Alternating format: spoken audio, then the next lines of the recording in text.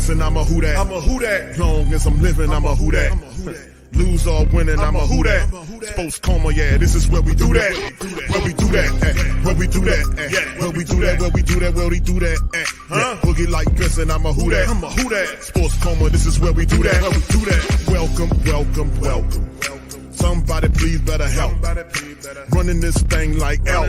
I thank God every day I'm not a felt. Go to YouTube Live with Big Q and the guys. If you ain't ride or die, the bandwagon get flipped. Been marching in, that was way for the ring. I was yelling out your shame for the championship. Bucking on town, duck down. Falcons, pluck, get shut down. Panthers ain't much touchdown. The vision really belong to us now. So much hate on the Saints, you could probably tell. Ever since Bounty Gate hit the NFL, when things seem fishy and you probably smell the crooked referees on Roger Goodell. Yeah, money like this and I'm a who that. Every day I'm living, I'm a who that. Lose or winning, I'm a who that. It's the Sports Coma, this is where we do that. Where we do that, where we do that, where we do that, where we do that, where we do that. Boogie like this and I'm a who that. It's the Sports Coma, this is where we do that. You're listening to the Sports Coma with Big Q and the guys on the PRO Media Network.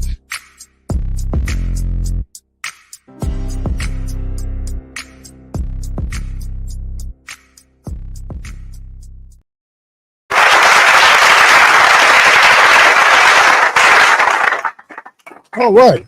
Much love to the mighty Who Dat Nation, man. We in this thing. It's time. It's Saint time, man. Time to talk about the black and gold. Much love to the great Saint Tank. I appreciate you guys being in this. What is it? Wednesday episode. Good grief. Wednesday hump day edition of the Coma, man. We on the right side of the week. And let me tell you something, man. These days are ripping and running.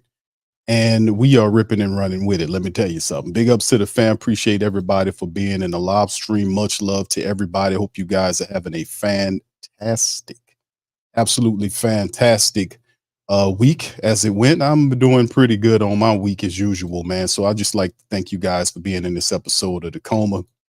And this one, man, is pretty much called Are the Saints on the right path here, fam? This season. Now, listen. I don't think there have been too many people as critical of the leadership, if you want to call it that, of the New Orleans Saints organization than yours truly. You know, I've been a guy, man. Let me tell you something, man. I want to win. And like, I don't just sit up and play hope games and snip on the hopium.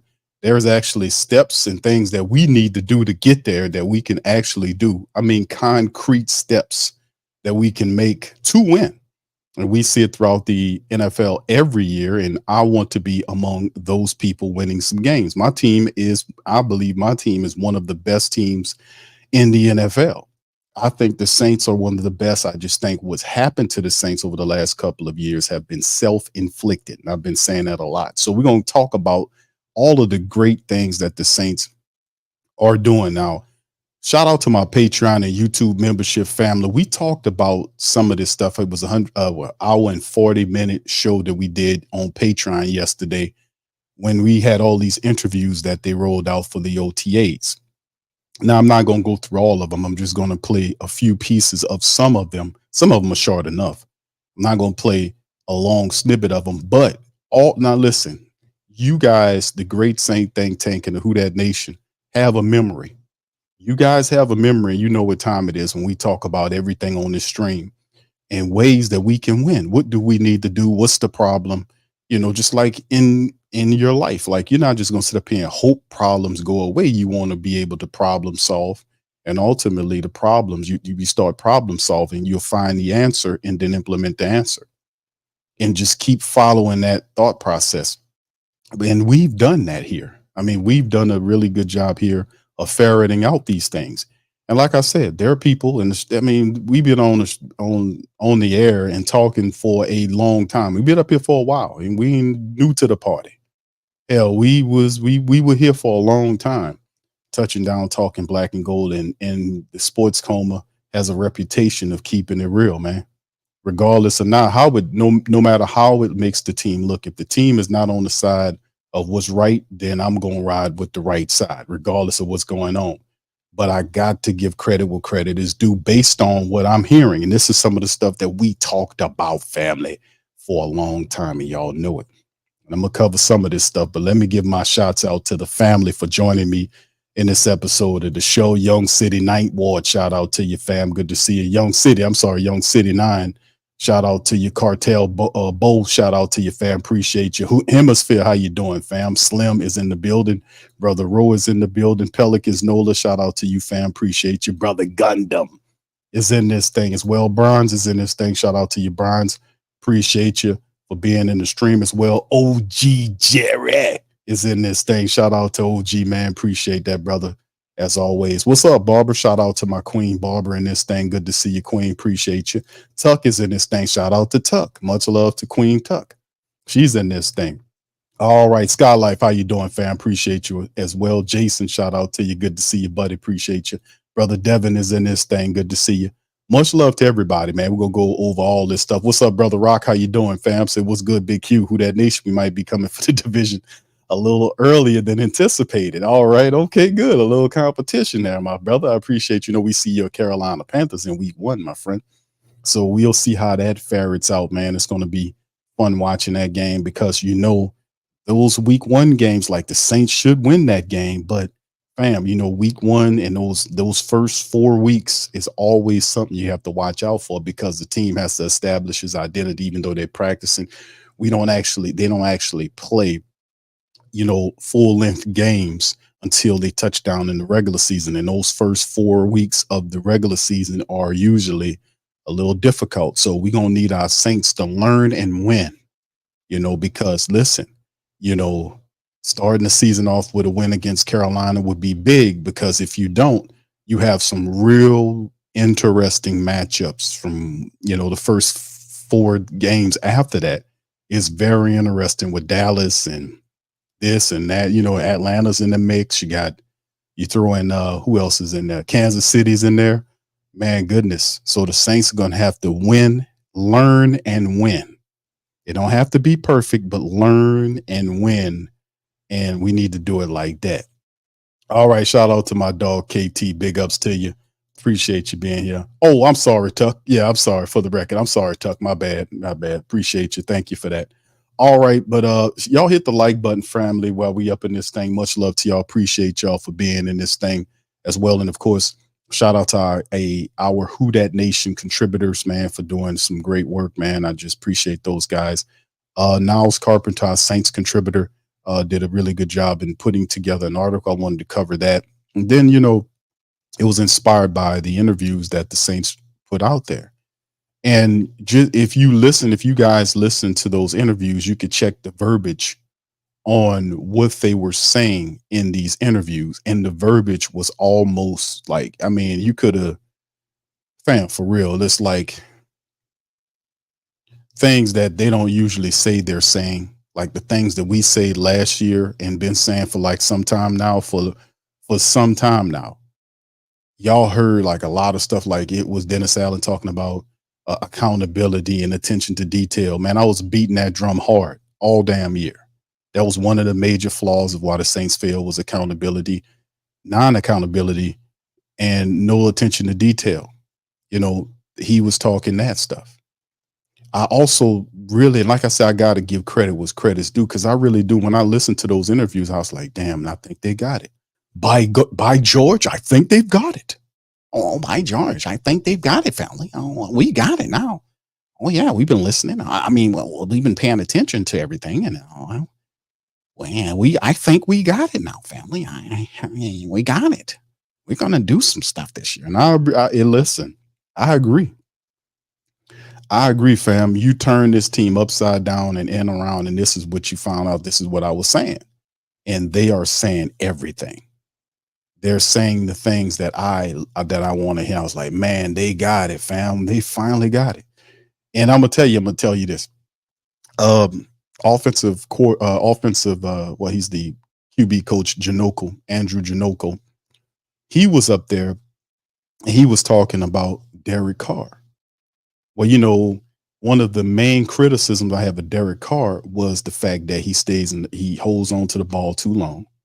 And the fact that he stares one side of the field down too long. He has an issue going through his progressions consistently. He'll stare at the side of the field where guys are running free or one single covered on the opposite side of the field. That's why the wide receivers was getting upset with him. And these guys are not going to come in here and play with blind eyes and looking at the tape and saying that they're working on stuff and they're not working on it. That's what they were doing last year. They're not doing that this year.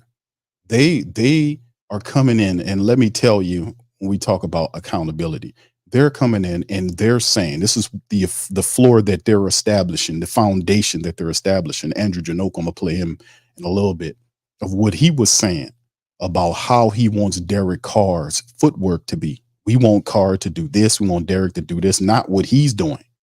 They are going to make sure that he operates the way they want him to do.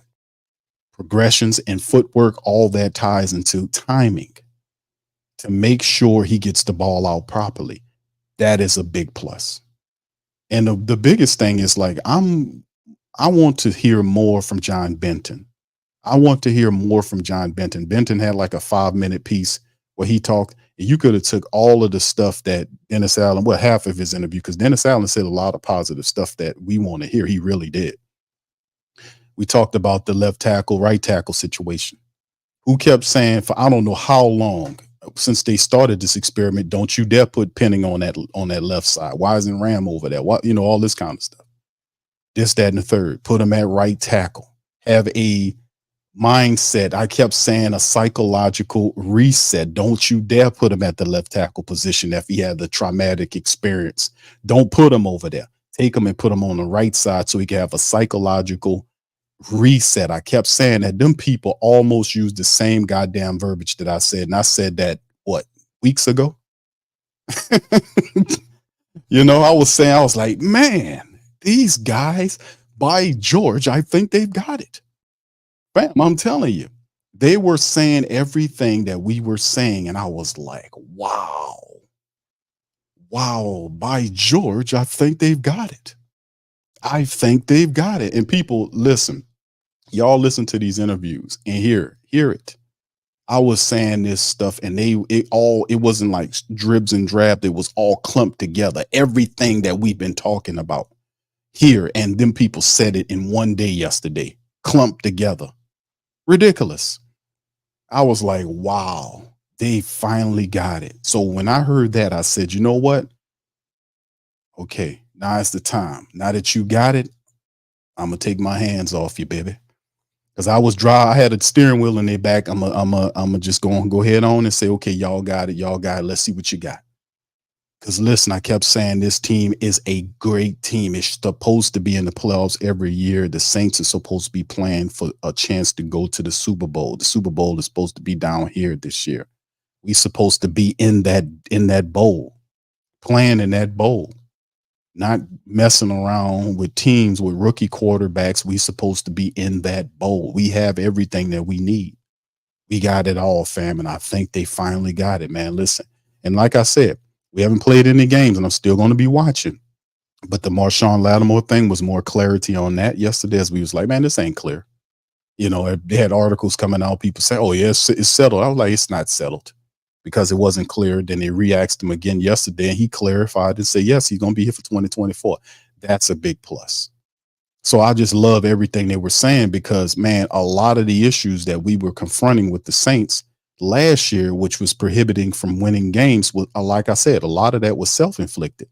The Green Bay game loss, that was self-inflicted. It wasn't because Green Bay, we let them into the game and win the game. You see?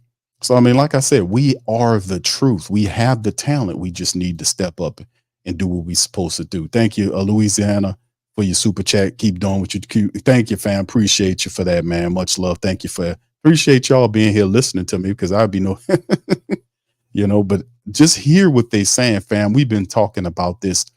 It's been a long time, fam. We've been talking about this, the Penning thing, the reset, all of that. They saying everything we're saying, which means we always have an impact, but I want the team to win. And I really do think by listening to what they were saying, the things that was wrong with the team from a mental standpoint and an execution standpoint, they appear to have gotten it, fam. They appear to have gotten it. So anyway, man, much love to the fam, man. Appreciate y'all being here. Yeah, who that dude says that I'm optimistic about the new offense. I am too, bro. And that was the question. Like I had the questions like when any new offensive coordinator comes here and he brings all of these people. You got a new running back coach. I mean, the Saints have pretty much what a 75% turnover offensively speaking. You got a new offensive coordinator, you got a new QB coach, you got a new wide receiver coach, a new running back coach, a new offensive line coach. That's like 75-80% of your offensive room been flipped. And usually when that happens, it's always a brief cycle where we got time to learn, we're going to learn. That's none of the case. The Saints have to get this team to the playoffs, not just because to appease the family base, but contractually speaking, you got guys on the team getting older and older. You need to take advantage of their years while you have them here before you ultimately have to transition into a less talented team where you would be counting on more young players than older players. You get what I'm saying? So the Saints have to take advantage of that right now. Yeah, it's like almost 75 to 80% turnover offensively speaking. That's pretty damn big. 504 says Q, we call Penny movie like 2 years. Yes. Man, remember all that because I know a lot of people out there, memories are not as good and they'll hear that stuff and be like, oh, that's interesting. Fam, we've been talking about this. We ahead of the curve, fam. I've been saying that. We've been talking about this. And these people are finally getting it. So I'm going to play a few of these interviews so you can hear what they're saying. And even Derek Carr, and Carr tends to prattle on and he's long-winded, but he was talking the correct way. He was talking about how Clint Kubiak and Andrew Janoku are on him, correcting him, and he said it almost reminded him of like Chucky. And I'm like, I don't know, because Chucky cusses at you. I know Chucky cusses at you. I don't think Clint Kubiak cusses at you. But these guys are about their business. They have a quiet demeanor, but they're serious people. They understand the complexities of what they have to do, the time limitations of when they have to do it, and the way and the things that they're talking. They are building the foundation to success. Stuff that we seen last year with the non-accountability and all this foolishness. I don't think we'll have an issue with that. That was a big problem. I don't think we'll have a problem with that offensively speaking. Now, Dennis Allen, we'll see how he'll go moving forward. But as long as he kind of do his thing, we'll see what happens. But I'm confident the defense, as long as they're healthy, they'll do what they're supposed to do. We got enough talent. But like I said, it's all on that offense, fam. And these people are serious, man. So after hearing those interviews, man, I was like, yes, fam. I think the Saints have gotten it. So that's why I call this stream, are the Saints on the right path this season? Let's go into it, fam. I know I'm going to go back to the chat momentarily, but let me kind of move this thing along. Let me get into this article right here. 3 things we learned from the Saints OTAs thus far by Niles Carpenter, our Saints contributor at TheWhoDatDaily.com. The Saints are holding the 2024 OTAs, and several coaches have discussed the team philosophy and scheme in recent interviews.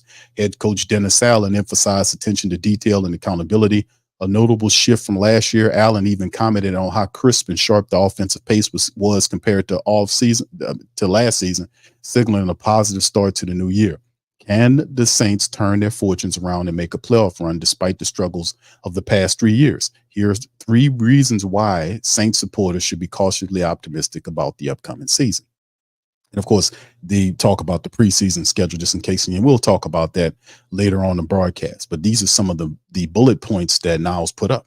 He says, number 1, Marshawn Lattimore's commitment. Head coach Dennis Allen confirmed with more certainty that star cornerback Marshawn Lattimore will be with the team in 2024. Lattimore, who had previously expressed dissatisfaction with the team's direction, almost led to a trade situation.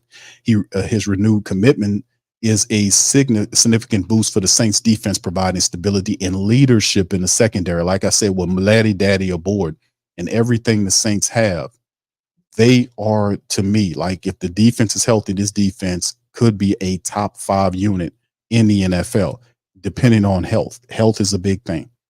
Certain factors apply, obviously, and I'll talk about that a little later. Improved offensive line. The Saints are starting with first-round tackles Talise Fuaga on the left and Trevor Penning on the right. New offensive line coach John Benton had expressed his confidence in these players, praising their ability to fit into his run-heavy scheme. Benton's success in establishing zone schemes in previous roles bodes well for the Saints, who are looking to dominate the trenches and improve their run game. I'm going to play Benton's interview just in case you didn't hear it. I would love to hear John Benton talk for 20 20 minutes about the Saints offensive line and their blocking strategies, because that's where my focus is on, because we know that the Saints are going to try to run the ball. Like I said, the biggest person in terms of role to success for the Saints, not so much as Clint, it is John Benton. John Benton must establish an athletic and intelligent offensive line with the pieces that he has to lead to success in the running attack for the Saints. So this will be very pivotal and crucial to the direction of the black and gold, because we're going to have to run the ball to win for real. Quarterback development. Here we go. Offensive coordinator Clint Kubiak and QB coach Andrew Janocko are focused on refining Derek Carr's footwork and progressions in the pocket. Janocko highlighted the importance of training Carr's feet, understanding the offensive nomenclature and making decisive decisions. The Saints faced severe issues with these aspects last year, but the current coaching staff appears to have found the right formula to address these problems. If successful, it says fans can expect to see a more efficient and explosive offense in the upcoming season. So there it is. So he says, with these developments, the Saints have reasons to be cautiously optimistic. The combination of renewed commitment from key players, a fortified offensive line, and a focused quarterback development could translate into an excellent football and potential playoff run.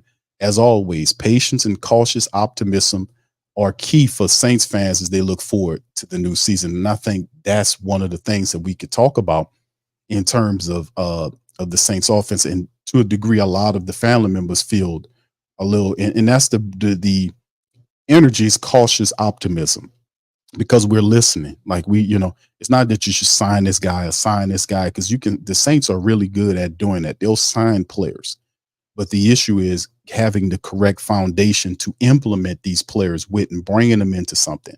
So you disrupt whatever. They didn't have much of a foundation last year, but they bringing in players that are serious about winning, or coaches rather, who are not only meticulous and detail centered, but these guys have a formula that they've used before, and they're feeling pretty good about what they're doing. Like even Dennis Allen and others talked about the pace in which the offense is getting in and out of the huddle and moving, because everything's timed. It's a very disciplined offense. It's a time offense with everybody doing what they're supposed to do, moving together and playing together. But anyway, let's start with this, fam. Let me start off with let's start with Dennis Allen at first. I really should start with John Benton. Let me start with John Benton first and foremost, because to me, John Benton was the dude that really, now listen, if y'all didn't hear this, I want y'all to listen to what John Benton's saying about what the Saints are going to do in terms of the running attack. How you doing, Dante? Shout out to you, man. All right, it's a Falcons family member. Okay, much love to you. Appreciate you being here. Brother Pat Rich, I see you, fam. Appreciate you as well. All right, this is John Benton. Y'all put one in the chat if y'all can hear this. Here we go. You do run more. It's less of, for lack of a better term, less of the traditional, get in there and grind it out and power steps and talking about that. And what we do is we run off the ball. We try and beat defenders to spots on the field and stop pursuit. So we do a lot of things that are on the more athletic side of things, as opposed to just finding out if we're bigger and tougher, I guess, so to speak. All right, let me pause it right there. So that was a lot. You see what I'm saying? As opposed to being tougher. Now, he did say later on in this interview that they want to be tougher, obviously, but athleticism and getting to spots on the field is big, because like Coach Benton talked about, not only, guys getting to certain spots and then having pursuit angles cut off where guys are not able to pursue the ball carrier. This is very interesting. This is a very interesting look, because we've watched the offense play for a long time. Derek Carr also said something really revealing. Like one of the smartest things I heard Derek Carr, not disparaging his intelligence, but one of the smartest things that I heard personally, Derek Carr said about the offense that we know about them. The offense, the Kubiak style offense, forces defense to tip their hands about if they're in man or in zone, right? We know about that.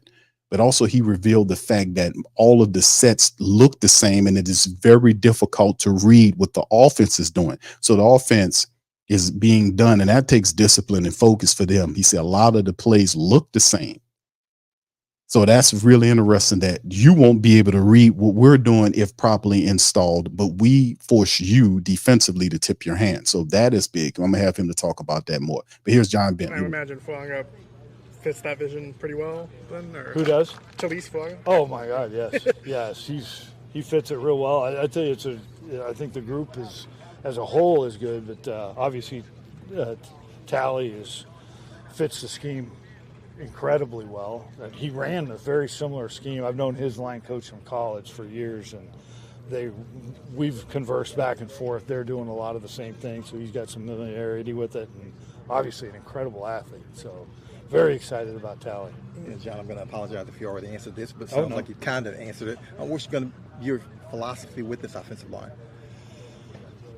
Philosophy as a whole, kind of what I was saying before is, as opposed to just being strong and physical and trying to knock them off the ball, which obviously I hope we do, the emphasis is really on cutting off pursuit, winning angles against the defense and that type of thing. So we take a more athletic approach from that standpoint. And those are the kind of principles we're trying to do now. Do you feel you have those type players on this roster? I do. I think the talent is there. I was, another lack of a better term, I was drooling over Eric McCoy when he was coming out in the draft. I'm very excited to be with him. Caesar, I could say the same thing. Trevor's a great. I mean, we have some athletes that are more than capable of what we need to do. And a lot of times it's just a little different in mindset that we get that instilled in them. I think we'll be successful. Now, shout out to John DeShazer because he came in and he asked the question basically to reset everything. He apologized for resetting, but what he did was actually a blessing because it forced John Benton to kind of reset his line of talking, and he kind of reinstituted talking about the philosophy of what they want the Saints offensive line to do. He spoke about beating the defense to spots, getting to an area, beating them on angles, cutting off pursuit angles of defenders trying to get to the ball carrier. So, I mean, these are positive things and taking advantage of the athleticism of the Saints offensive line. He spoke about Talise Fuanga, said this guy definitely has it. He also talks about Trevor Penning saying it. You heard him say it about McCoy, Cesar Ruiz. Those guys both can move. Of course, we'll find out who the left guard position is as camp, as we get further in the season. But we have guys like Nick Seldaveri thrown in there, Ali Udo's thrown in there. The Lucas, the guard that we picked up, those guys. So it's going to be a competition at the left guard position, open competition for it, which would be pretty freaking cool to have that. But hopefully we'll see a guy like Nick Seldaveri, one of those guys, step in there, because that would be pretty cool to see all of our young offensive linemen, the 2 first-round draft pick tackles, and the 4th round. I think Nick Seldaveri was a 4th round draft pick a couple of years ago. Him getting an opportunity to shine because he could play. That guy could play, man. He's very versatile. All right, anyway, let's finish up with Coach Benton. Early, I know a lot of the emphasis is going to be on Trevor Penning, but what have you seen from Trevor so far? Everything's very positive so far. I think, as I said, I think he's experienced, from what I've heard anyway, he's experienced some bad luck. Just the fact that we're 18 days into it, and he's been at every practice, every training session, is healthy, feels good. Well, I thought he looked good today. I think all arrows are up on Trevor right now, and just keep that going.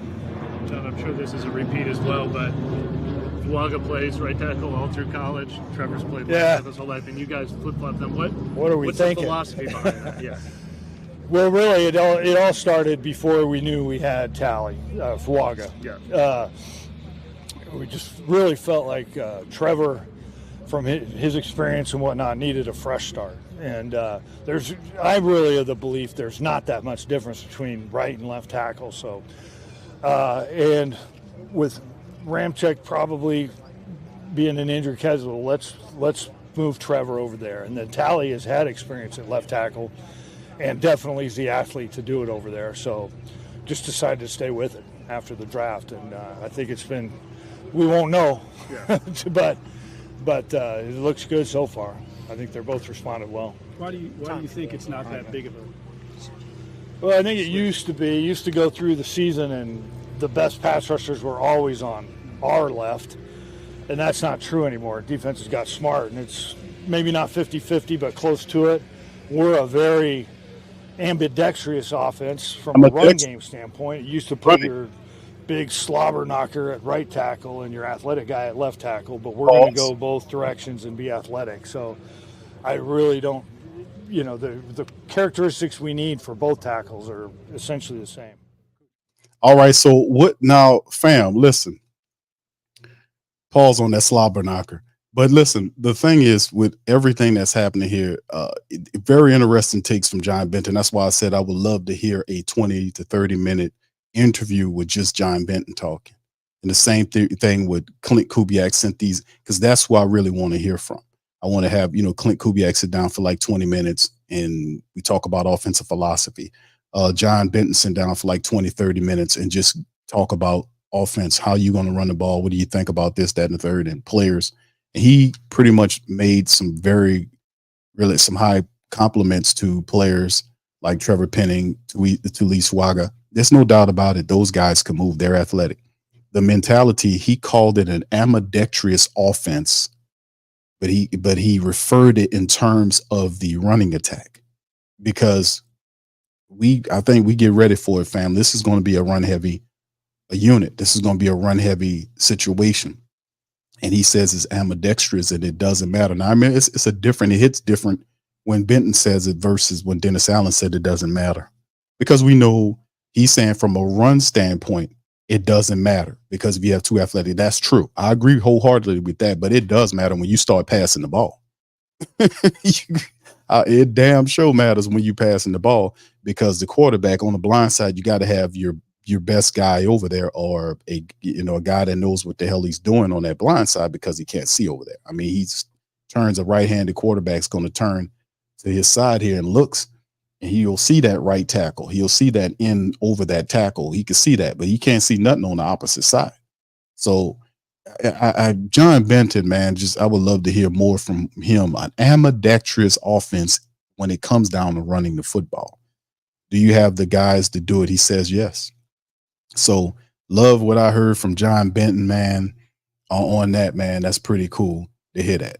All right, let's switch on to Andrew Janoka right quick. And these are pretty short interviews right here with these guys. It's like 3 to 4 or 5 minutes. It's not much. Here's QB coach Andrew Janoka.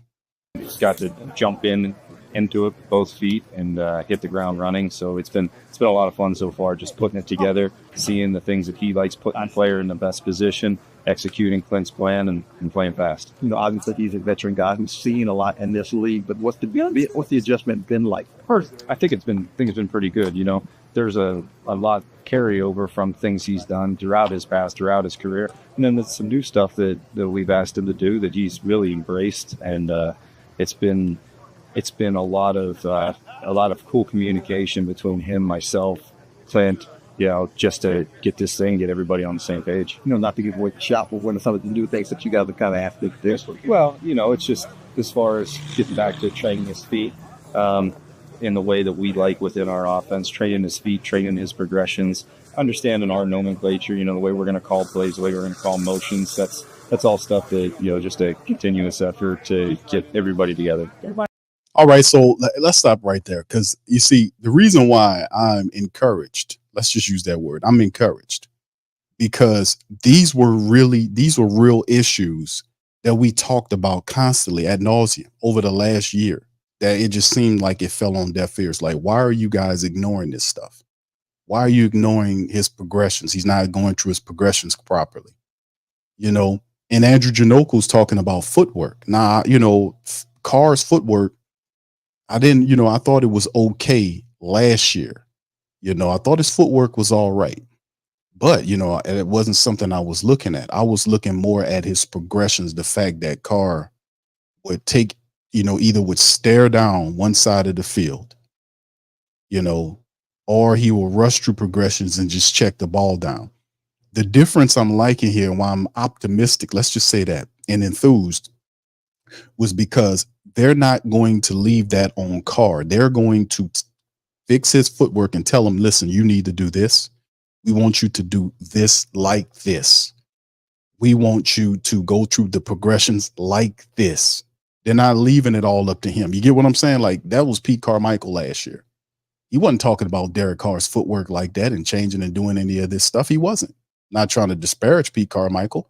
But he wasn't talking about that. Well, we need to get his foot where we need to go through his progressions. He's a little slow. We need to speed him up. We need to make sure he understands what he's looking at, because everything's operating on timing with this offense. So if the quarterback is off, it could be problematic. So he needs to be in rhythm with everybody else. So it's very good that they're going that car and talking about progressions, family. This is big. We talked about progressions ad nauseum last year. That he don't go through his progressions properly, that he stares one side of the field down. I'm so happy that these guys are working on getting that together. It really is, because that was a killer for us last year. A killer. So this is positive. This is positive. What are just kind of, this might be a weird question, but just what are like maybe 2 or 3 like kind of like your pillars of like coaching? Like what are the kind of things you guys you want to keep these on their hats? Yeah, I mean, the first thing is we're going to have an open line of communication. Everybody's got to trust each other. They're going to trust that we're going to put them in the best position, and we're going to trust that they go execute at a high level. And then obviously we're going to listen to our feet. Our feet are everything. We're built from the ground up, and then just decisive decision making. Playing fast, being committed to what you decide, and letting it rip. Well, what Decisive decision making. I like that. Decisive decision making. That is something, that's 2 words that you couldn't put on the Saints offense last year. Most certainly on Pete Carmichael. Decisive decision making. That is, yes, we need that. We need more of that and plenty of that, please. Please. What about you and Clint? You think kind of works well? You guys been together for a while. Yeah, that's like we've known each other for a long time. Just trust each other. I trust him. Try to do a good job for him. His whole family. It's been really important to me and my development as a coach. So I think it's just us being on the same page. Me trying to anticipate what he wants and go to work for him best of my ability. How do you view the QB room just kind of overall? I think it's a great competitive room. A bunch of smart guys, a bunch of competitive guys, a bunch of guys that are hungry and want to win. Those are the type of players we want in that room. It'll be fun to see those guys compete every day. They compete with each other in the room. They compete with each other on the field. They go play golf with each other. Which I'm gonna get Hayner's handicap here eventually, but I haven't gotten there yet. I hear he's good. He's pretty good. Impressive, guys. How do the dynamics change when it's a room where you have 2 young draft picks like so close together? You don't see that a lot. Does that kind of change how anything's approached? No, I think it's getting the right people in a room, and when you add people to an organization, when Mickey and those guys, when they bring people in, they know the type of people they're going to bring in that room. So it makes it easy on a coach. You go in and you could say, hey, these are the type of people we want. These are the type of players we want. They go out, find them, and then it's easy to get to go to work. Okay, now listen, fam.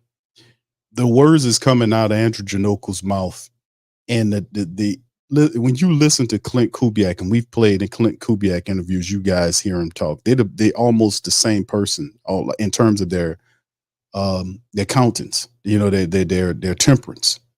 Their attitude. They have a quiet, cool demeanor.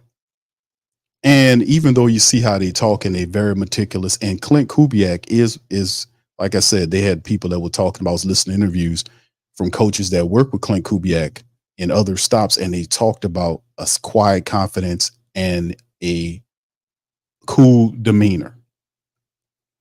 Janoko has it. He says he's been working with him for a long time. They have the same character, you know what I'm saying? And the mere fact that these guys come in and they study the film, they come in and they watch these players and they say, hey, we want you to do it like this. And like I was saying, fam, we know this is just the beginning, but fam, listen, it all starts with, what are you going to do? Are you going to fix the problems that we talked about last year? Because people, I'm telling you, these people get up here on these talk shows and they say all this stuff about Derek Carr, this and all these other stuff. And some of it is true. But when we talk about the systemic problems that was wrong with the Saints and what's stopping the Saints from winning games is what we've been talking about. Is what we've been talking about for some time here on this show. And it was incredibly frustrating. Y'all see me visibly frustrated In losses, when I do the play by play on Sundays or Thursdays or whenever they play, I'm it's a 5, 6, 7 hour stream. It's a pregame, during the game, halftime, and after the game, all this kind of stuff. It was incredibly frustrating. And we sat up here for some time and said the same stuff over and over again about what's wrong. What are these guys doing? What are these coaches doing? Are they studying the film? Are they looking at the film? Are they doing this? How are you saying you working with Derek Carr and he's still staring guys down? You're not supposed to be doing that if you're doing your work correctly.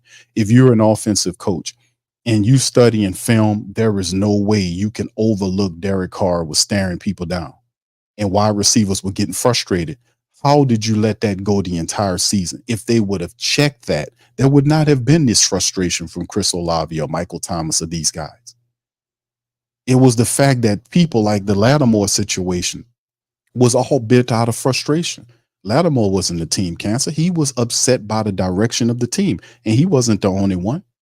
Kamara was upset. There were plenty of people that were upset enough to cause problems in the locker room insofar as people losing faith in the coaches. It's just Laddie Daddy was the biggest of the names. And that's a big name for the Saints. But when you don't have accountability for people when there are, like, say, for instance, in Pete Carmichael's undisciplined system, and this Elvin Kamara said this, he said guys would just false start and he would look. And he said the coaches wouldn't say nothing and they'll just reset. And he'd be like, oh, okay, that's what we're doing. Because he knows better. When guys are false starting, you're supposed to get on them guys, fuss at them. What are you doing? No. None of that was going on. How are you running an offense like that? Well, you're not checking these guys. Guys are false starting. They don't have to pay for it. They don't have to lose playing time. What's going on here? So you can screw up and have all these things and not be affected at all. Have no punishment for misdeeds that you're doing to hurt the team. That's what I was talking about. So when they talk about the Saints was one game away, you would have never got that game. You would never got that game because you are not, these type of issues prevent you from being consistent. You need accountability. You need these attention to details. You need these things to build a consistent and strong winning team. It's a part of the philosophy and the dynamics of the team. It's a part of the mentality of the team. You've got to have that. You can't have a functional, successful situation without accountability, without people paying for what they did if they did something wrong or being rewarded when they do things right. You've got to have that. And we suffered from that, offensively speaking. And that killed a lot of the hopes of the team. That's why I say games the Saints should have won, like the Green Bay game. How do you have an epic collapse like that if you're undisciplined and unfocused? That never happened. That should never have happened. You had 11 minutes left to play in the fourth quarter.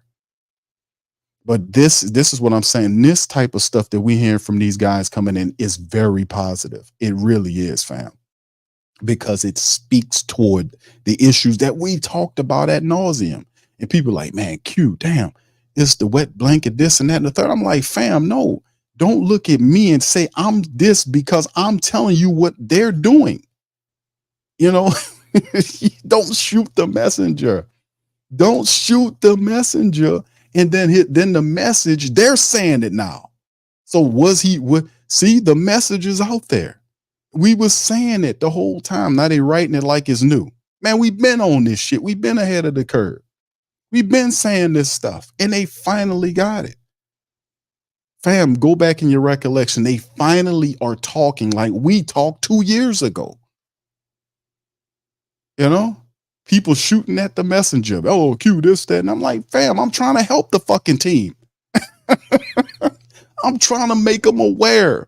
Hey, man, we got a problem. And it ain't talent. It's mentality. It's accountability. I kept saying it. But I'm the wet blanket guy, or whatever you want to call me. Oh, Q, he just said, I keep it fucking real. Excuse my French, man. I'm sorry. But God dog it, man. I've been waiting for this for years, for this finally to happen. And listen to these people saying it. And you really want to hear something? Let me put Dennis Allen on. Listen what Dennis Allen is saying. And Dennis Allen wasn't talking like this. It's an energy that's sweeping over the team. And it's stuff that I've been telling these people for years, and they finally saying what I said. And to the point where they saying almost the same things I said verbatim. The same thing, the pinning thing. I kept saying the pinning thing. I said it for years. I said the pinning thing for years. What are we doing? I said it for years. I talked about and said, don't do that for years. Before when they formed the idea, I said, don't do that. It won't work out. I said it for years. I knew because I pay attention. I know the sport. I know the game. Bam. Listen to Dennis Allen, what Dennis Allen saying. Listen to your coach and how he talking now. But I thought there were some good things I saw. I thought good competition between the offense and defense. And so for first day of OTA practice, I was pleased, you know, but obviously we'll get in and watch the tape, and you know, I'm sure there's a ton of corrections that we got to make. Dennis, are any of the absences problematic? Are you okay with the guys who aren't here? Well, look, I mean, I'd always love for 100% participation. I'm aware of why everybody that's not here is not here. You know, some of them personal reasons, some of them personal choice, whatever the case may be. I think really our focus really has got to be on the guys that are here, and let's work to get the guys that are here. Let's work to get those guys better. When guys aren't here, when they get here, we're going to welcome them with open arms, and we're going to go about getting ourselves ready for the 2024 season. And I think that's really all we can do. That is the decision to go Trevor Penning, running with the ones at right tackle, wouldn't win that decision. Yeah, look, I think you're going to see a few things throughout the course of training camp where we're going to, you know, maybe try some different things. I think that's kind of the direction that we're looking at right now, and really working Taliesin over on the left side, and giving Trevor an opportunity to work on the right side. We're still waiting to see, you know, where Ryan Ramczyk is when we get, you know, probably to training camp. It'll be the first time that we would even potentially see him. So I think that's kind of the thought process. It's almost a clean slate with Trevor. You got a new line coach. Yeah, you got a new offense coordinator. I think one of the reasons why you look at potentially putting him over on the right side is exactly that. It's a totally clean slate. It's a different position. It's a different coaching staff. It's a different scheme, you know, and it's really hey, we're starting over here. We're starting new. And so I'm excited about it. I think, you know, I think it could be something good for him. And look, we haven't set anything in stone. We're going to evaluate how everything goes. And ultimately our job is to get the best five out there come opening day. Let me stop it right there. Dennis Allen, the pinning thing, man. The pinning thing was very clear to me. I've talked about that ad nauseum about Trevor Penning, that he would be a good watch how Trevor, and then just like I was right about that family about Penning not playing the left side, that he would do well at the right side. Watch how he looks at the right side. Watch when he gets an opportunity to grow into the position. Watch how he looks. Watch what he becomes now. Watch what he becomes now, because you can see it in some of these guys. Not all of them, but some of them you can see it in them. Watch what he becomes. And then this thing about the offensive reset. I've said that some time ago. I said, don't you dare take Trevor Penning. And people's like, yeah, we're going to put him at the left side. And the unofficial depth charts came out. I kept saying, don't you do that to him. He had a traumatic year in which you buried him on the depth chart and he was still active. You had guys coming off the practice squad like Cam Irvin starting over him, and he was still active on the team. He didn't even get cleanup duty most days, where you come in there as the sixth offensive lineman in the block. I said, don't you dare do that. He had a traumatic situation. He needs a complete mental and otherwise reset. That man almost used the same terminology I use, and I said that weeks ago. I mean, it is what it is. But like I said, man, a lot of things they were saying in these interviews that we were saying for a long time, and they are finally getting it. They finally are getting it. So shout out to the Who Dat Nation, man. They are finally getting it. It took a long time, but they finally are getting it. And we'll go through that full process to figure that out. So you think it's more permanent with Falaga on the left side? Look, last week you said it was just trying it out. Well, I think we liked some of the things that we saw. I think we want to evaluate it a little bit more. I wouldn't say anything's permanent, you know, but I think we like that direction, and then we'll see how it goes. Remember, that's Clint Kubiak. I know Dennis Allen is answering those offensive related questions, but remember, Dennis Allen's managerial style is similar to Mickey Loomis's managerial style, which is hands off. I give you the job. If you win, you win. I look good. If you lose, I'll spin a narrative for you to protect you, which is not how it's supposed to go. I don't think you need to be hands off with a guy that didn't really prove that he can do anything. I think you need to still be with him and kind of peek over his shoulder, you know, question him from time to time, have more of a hands-on approach just to let him know that you are there and that you might have to think a little extra hard on some of these decisions because he's around here somewhere, as opposed to going there and cut and close the door. And then when he screws up or does something dumb, you just come out and spin narratives to protect him. Nobody likes that because it's void of accountability. You have to discipline guys when they come out and do something stupid. You got to do it, especially out in the open. You gotta set the record straight. And that's what flamed up a lot of the diehards like myself when I seen that happening, because I knew that would turn into something negative, and it did. So I just, you know, I really do. I am very optimistic that based on what I'm hearing from these people, because remember, a lot of this stuff, Dennis Allen wasn't, some of these things he said in his interview, he didn't say this stuff. And I've listened to damn near all this man stuff since he been here as a head coach. And it's just he mentions accountability and attention to detail. And I know that that's two things that he's very rocky on, but he did get guys that are good with that skill in Clint Kubiak, Andrew Janoku, and John Benton and others. Talking about the wide receiver coach Williams, the running backs coach. These guys are solid football coaches, really good, solid, smart football coaches. When they picked these guys up, I played all the interviews when they signed them before they were Saints, just to give people an idea of the IQ of some of these guys they're bringing in here. They didn't mess up on these guys. These offensive guys are for real. And some of them are, no disrespect to our past guys, are upgrades over some of the guys we had before. So like I said, fam, I like the floor in which they are talking from offensively. And Dennis Allen is joining along as well. Believe it or not. I think Taysom Hill can flourish in any role he embraces. You know, I think there's a lot of things that he can do. And so, look, I think there's going to be a learning process that goes along with this.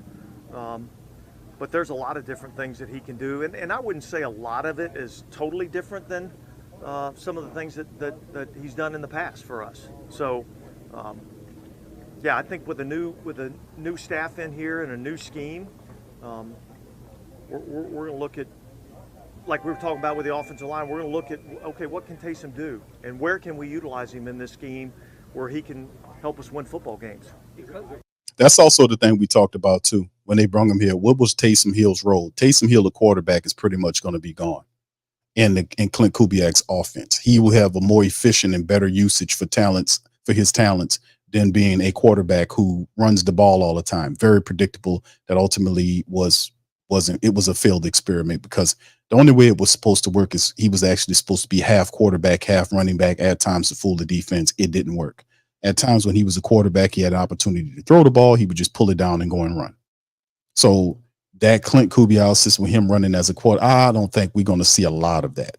Maybe here or there, but in Clint Kubiak's system, you're looking at Taysom Hill as Kyle Juszczyk. We also talked about that here as well, before all that was getting going, because I went and analyzed what the style of offense that Clint Kubiak likes to run. I looked at the Minnesota film. I looked at some of the stuff the 49ers were doing, and he has to have a versatile fullback. When he was with Minnesota, I think it was CJ Ham, and when with them 49ers, Kyle Juszczyk. Now, Kyle Juszczyk is a big part of what the 49ers do.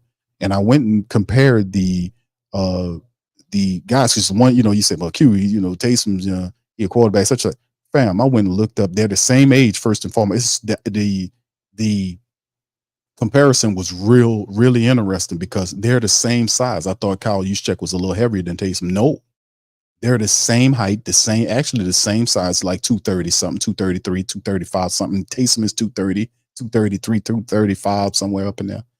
And Dennis Allen's absolutely right. The Saints have used Taysom Hill as a fullback before because they've used him several times during the years as a fullback when he was blocking for Elvin Kamara. So he definitely can play the Kyle Juszczyk role, might be better than Kyle Juszczyk in doing it. And it definitely would bode well because Taysom could be used all. Could you imagine what these people could do with Taysom Hill in there, how versatile he is? He might be better, and I know that's a lot to say, but because Kyle Juszczyk to me is the best fullback in the NFL, that could be. Could you imagine if there was anybody that can do what he did, that he does for the 49ers with the Saints? It would be Taysom Hill without a doubt. Most of his yardage comes by way of him being a running back. Could you imagine what that looks like in Kyle Juszczyk's system when they can move him all over the place? He can line up at wide receiver and dust the hell out of the cornerbacks. I mean, man, it's just amazing. It's just amazing what could be because, like I said, fam, the pieces are here already. The talent's here is how we use the talent. We mismanaged these guys last year. They did. I'm going to say they did because I ain't do a damn thing. I wouldn't mismanage Elvin Kamara. They underutilized Elvin last year. They mismanaged the Jamal Williams 17 touchdowns or whatever it was 2 years ago, 1 touchdown last year. Mismanaged, misused. They misused a lot of that talent. And this won't happen this year, man. For real. Here we go. I wouldn't think we'd see a lot of him taking reps at quarterback during this time frame. We've got 2 young guys that we need every single rep that they can get, right? Along with a starting quarterback who's, in a new system. So I wouldn't think that we'd see a lot of that. And we'll just evaluate how the quarterback position is, throughout this, time frame, and then as we get into training camp. Following up on that, because of where Clint came from, I'm sure there'll be comparisons to Juszczyk. Was that kind of something you all talked about, of utilizing? I think there's some things that Kyle Juszczyk does that we feel like, Taysom can do and do well. Oh yeah. I wouldn't say that we would say that role's entirely the same. I'd say there's probably a few things outside of that realm that we feel like Taysom can do to help us. Fam, the truth is, listen, and this is not a bold take to say Taysom Hill could do everything Kyle Juszczyk do and probably could do it better. No disrespect to Kyle Juszczyk, but Taysom Hill was playing backup quarterback for the Saints. He was a running back. He was a tight end, offline tight end. He was a wide receiver. Taysom Hill plays every skill position. I don't think Kyle Juszczyk can do that. I don't think Kyle Juszczyk can line up on the boundary like a wide receiver. But yet he has the same height and size as Kyle Juszczyk. If there's anybody that can pick up the system and as intelligent as Taysom Hill is, who learned to play out of various different rooms and be effective, that's Taysom Hill, man. He can probably be a better Kyle Juszczyk than in this system. I'm saying that he could probably end up excelling at that role. And remember, he makes a chunk of change too, and it can justify his money, as opposed to him being a backup quarterback who don't throw the ball. I mean, that you might be able to get him to justify that money in that role. That would be special.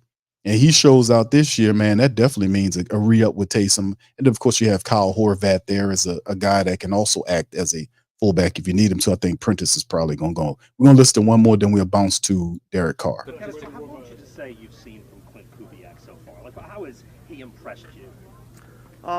Look, I think the attention to detail and holding guys accountable to those details.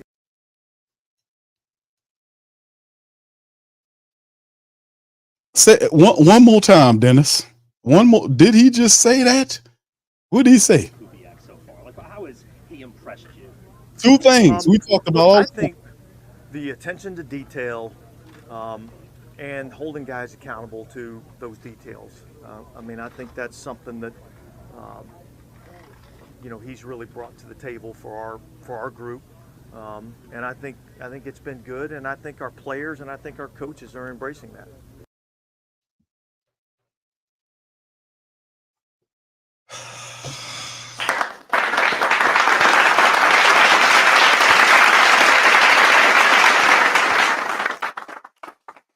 Well, la-di-da. How about that? How about that? Attention to detail and accountability. The two greatest buzzwords on the sports coma over the last couple of years that we've talked about was severely lacking in the Saints, especially on the offensive side. Dennis Allen says the two buzzwords that we often talked about. Man, listen, man. This is pretty cool, man. Like I said, and he really does represent that, and that's why I was talking about the floor. You need that to win. We didn't have that. Now we do. Things will change. Things will change when you have accountability and attention to detail. It's not just him, and it's not just Clint Kubiak. Let's not just put it on him. It's all the guys he brought in here. They have the same mentality. All of them have the same ones. All those guys, the new running back coach, go listen to him, his interviews. It's out there. Attention to detail, holding and accountability. They talk about that. Andrew Janockel talks about it. He mentioned it in the interview. You talk about Benton, offensive line coach John Benton's another dude that's big on that. The wide receiver coach Williams, he talks about that too in prior interviews. These all of these guys that Clint Kubiak picked all have the same mentality. Attention to detail and accountability. Two things the Saints lacked. And if they had that last year, not only would we have made the playoffs, we would have won the NFC South and we would have won a playoff game. That was big. We needed that because that holds the team together and makes it strong. Dennis Allen said two things, family, that we often do not hear from him. Hear me. He said two things that we don't often hear from him. And he said them right next to each other. Accountability and attention to detail. The man just said that about the offense. And that spreads. That catches on. When the offense is flowing like that, the defense gets on code. Everybody gets on code. You would hope the team is galvanized by the example set by those coaches. You would hope. Hopefully the coach gets in line too. That is not his verbiage. He don't use that. He don't talk like that. He doesn't. Man, listen, that's why I said, fam, listen, it's stuff going on here. All right, so anyway, shout out to the fam. Thank you, Bronze, for being a member for 21 months. I mean, Pammy and Bronze, shout out to y'all for being members. Pammy for 21 months and Bronze for 5 months. Shout out to my YouTube and Patreon family members for your financial support, man. Much love. All right, shout out to the fam. I see you, brother Trine, Quavadius, Scoob, my boy Scoob's out there. Julius, shout out to you as well. Ultimate Streams TV, good to see you out there. Much love. Brother Greg, I see you, fam. Appreciate you as well. All right, big ups to you, Pammy. I don't know if you heard me. I gave you a shout out. Brother Tim, I see you, fam. Much love. I just wanted to give y'all a shout out. Brother Dante says, Q, I know Dennis Allen and David Carr is going to let y'all say, well, bro, I don't think so, bro.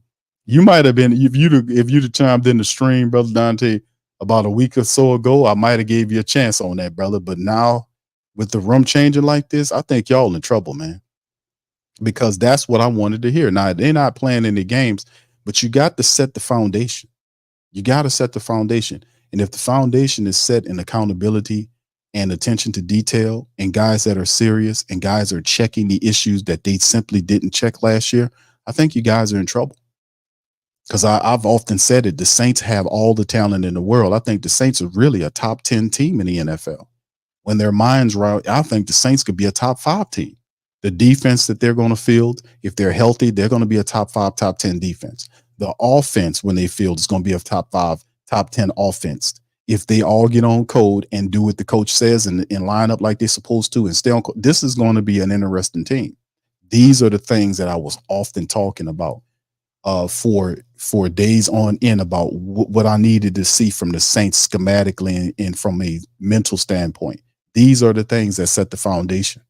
You guys might be in trouble, fam. I think you might be in trouble. Here's Derek Carr. We're going to move on from here. Here's what Carr had to say about stuff. Here we go. At this point, I've had the opportunity to learn a lot of football, and I think it's a blessing because you get to learn and your knowledge and growth in so many areas. But this one for me with Clint and Chinook has just felt good. It's just felt right.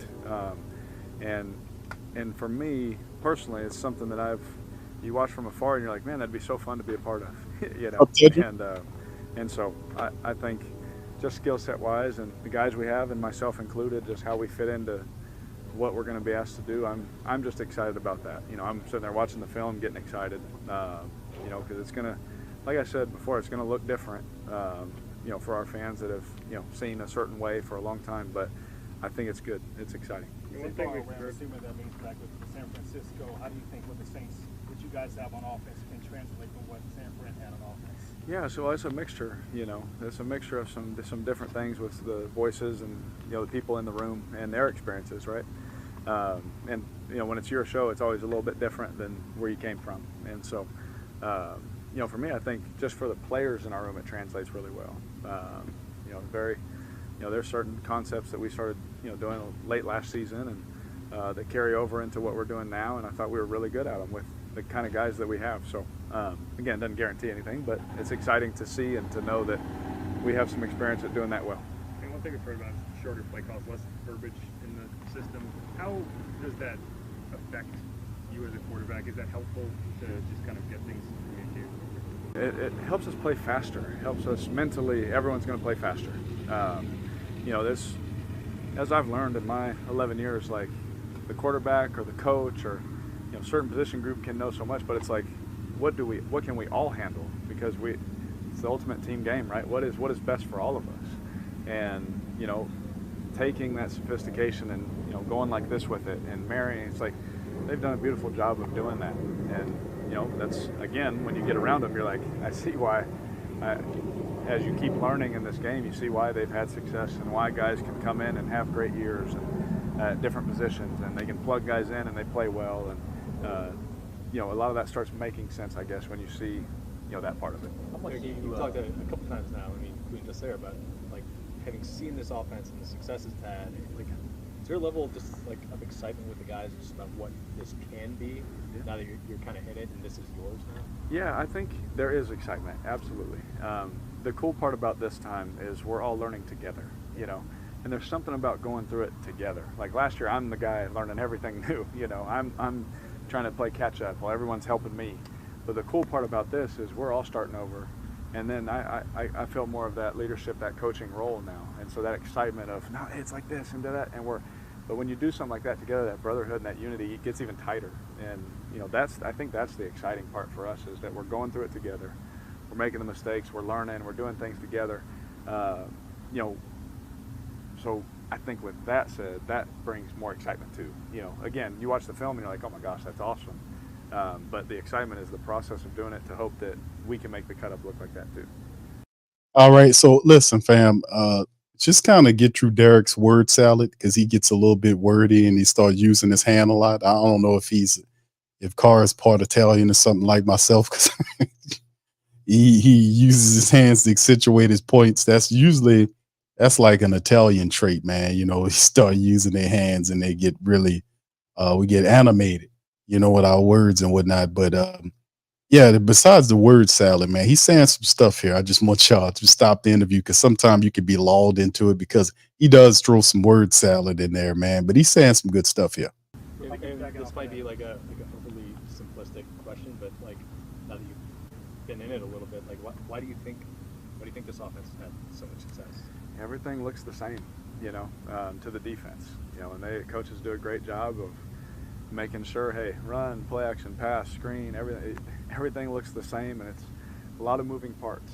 And so, and that's, just really, whoever started it and whoever's been coaching it, tip of the hat to them, because they do a fantastic job of making things look alike. And they could give you the playbook, but you don't know which one they're calling, And so I think that makes it really hard on the defense.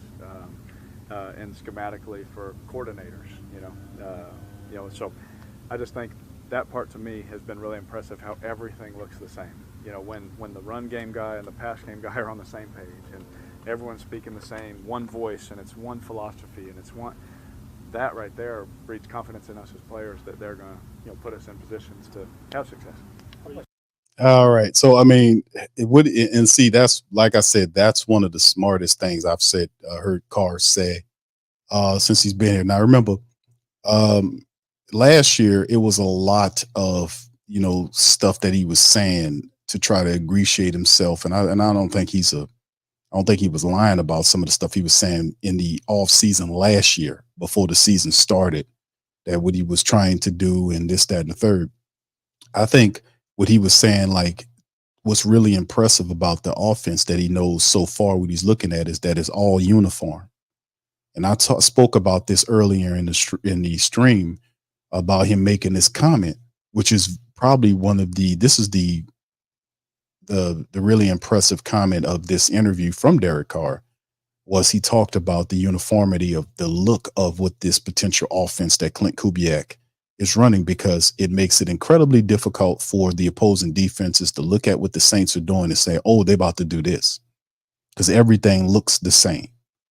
And that is incredible, because if they can pull this off, and we've seen them have a lot of success doing it in Minnesota, Clint Kubiak, and some with what he was doing underneath Kyle Shanahan in San Fran. If they can pull this off where they can keep it uniform and defenses can't tell what they're doing, that will be very interesting. That will be a very interesting style of offensive football for our black and gold. That will be very interesting if they don't tip their hat while forcing the defenses to tip their hat when they start motioning left and right to figure out what these guys are going to do, if they're there or here. You see what I'm saying? So like I said, it is going to be interesting to see if they can get it to stick. And that's something that is up to Carr. Now, what changes a bit, like I said before, what I'm enthused about with Andrew Janocko and Clint Kubiak, they're not leaving it up to Derek Carr on what he's going to do insofar as his footwork and progressions. No, they're telling him, we need you to do this. We need you to do this. So it's not like, it's a style difference, fam. You see what I'm saying? It's not like they're trying to create a tailored suit for Derek Carr to put on. You see what I'm saying? They're not doing that. They're telling him, hey, you're going to have to get in this goddamn this big and tall men's suit right here. This is good enough. You're going to have to put this on. What the sleeves are a little long. That's all right. It's all right. We going to church you're going to go get saved. It ain't a tailored suit for Carr, is what I'm saying. Did you get that? They're telling him what they want him to do in terms of his footwork and what he needs to do with progressions, which tied to timing. They're telling him, we need you to be here. We need you to do this. And they're not leaving it up to him like Pete Carmichael did. To let those, fam, that's the difference. It's the details, the small things in between the thing. The space between the tick and the tock. You see what I'm saying? There's a space there. Tick, space, tock. You see, the attention to detail mean they account for everything. Everything. Attention to detail means they account. The offensive brains account for everything, including his footwork. We need you to do this, like this. We need you to be at this place at this time in this offense on this play. And he speaks about it as I played some more of the interview. Derek Carr talks about he compares Clint Kubiak and Janocko to John Gruden. He makes a statement. Now he says that he reminds him of John Gruden. Now, I know, and I've seen footage with John Gruden when he was in training or when he was practicing with Derek Carr when it was with the Raiders, and Gruden was cussing his ass off at Carr because Carr must have did something, threw the ball wrong. He was cussing at him. And that's what John Gruden, he's a fiery coach, just like Coach Payton is. Coach Payton will cuss you out. That's what Cam Jordan used to talk about. They used to walk around the Saints facility on eggshells when Coach Payton was there, because Coach Payton's an alpha dog. John Gruden's an alpha dog, and you got alpha dogs back in your offense. Thank you kindly. Attention to detail means everything is accounted for. Every penny is accounted for. Every step is accounted for. Every rep is accounted for. Everything. Attention, that's what attention to detail means. The details, the smallest details, everything in between the things. That's what these guys are doing. And that's why I said we leave nothing to Derek Carr. Tell him exactly what you want him to do and how to do it. And don't leave it up to him. You get what I'm saying? That's really what's encouraging about what they're teaching him. He actually talks about it. Sorry. You talked about it. Everybody's learning it at the same time now. Chemistry was a big thing last year. How much does this learning experience, this collective, really build the chemistry a lot faster than it may have last year? Yeah, we are. I told my wife this. I was like, she asked me, how's everything going a couple weeks ago, and I said, we're so far ahead of where we were last year, just as a team, just as a group of guys. I mean, we're,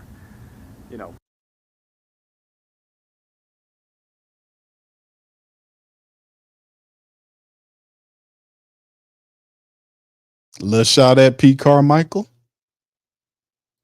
Again, we're going through this process together. So, I mean, we're having guys over at our house. We're not trying to find a house. Guys are coming over to the house. We're having dinner. We're hanging out. We're going to their house. Wives are getting together. I mean, there's just so much more of that going on that we're so far ahead, because while we're doing that, we're talking about, hey, what's this? What's the step on this? What's my foot on this? What are you thinking? I'm at this landmark. We're all trying to learn it and grow and do it together. And so, I always believe if you want to go far, you got to do it together. And so, I think that's the fun part about this year. That we are learning something new. And yes, it's very mentally taxing to do that. But when you're all doing it together, it's cool how you can come together and do stuff like that. What are your initial thoughts? Takes the pressure off you too. They all learned it at the same time. It's not like last year with Derek Carr where everybody knew it and he didn't. He had to lean on everybody else while trying to be the leader of the team that needs to lead on other guys because he don't know what they're doing. Think about living like that. I'm the leader of the team. I make $150 million, but can you help me? Remind me what play we're supposed to be running? What? It's a different, it hits different. That's a good point. It hits differently when everybody don't know it and everybody got to learn it at the same time. It hits differently. It's on the quarterback room you're in this year. Yeah. With Hayner and Rattler and obviously Peterman as well.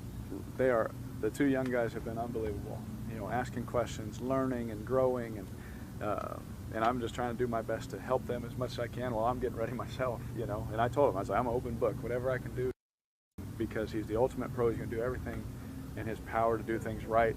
Great teammate, great, just in a game week is, really been second to none. The amount of work he puts in to help me, he was always awesome at that.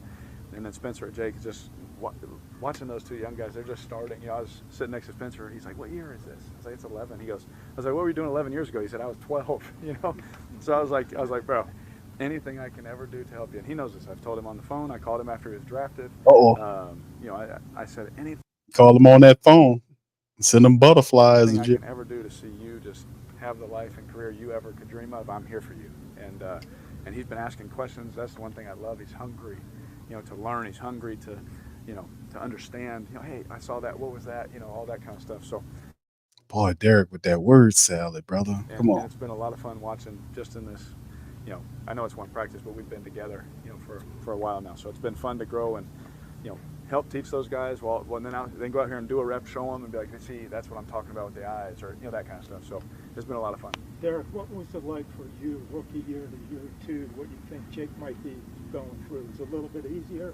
Yeah, the game slows down so much. Yes, the game definitely slows down. You know where to stand in the stretch line. You know what to do for the meal time. It's like stuff you don't even think about because you've been at the same college forever. But when you get out here, especially when you're around guys again that've been here 10 years, 14 years, like Cam, it can be intimidating your first year because you don't want to do anything wrong. And but I think his mental capacity, he obviously has the physical talent to be a great quarterback. And anyone going from year one to year two, I expect to see jumps in those guys, and they'll do a fantastic job. But Jake has done an absolutely wonderful job, and now he's learning a new system, and he's obviously asking me questions. How do you do this? His whole rookie year was one thing, now it's something different. And so just giving him tips and stuff on that, but he's ahead because he's been in it a little bit. How much has the speed really shown within the offense, the ability to get it out of the huddle and to execute plays? How much of that really shown in day one? Yeah, day one is definitely emphasized. We can still be better at it.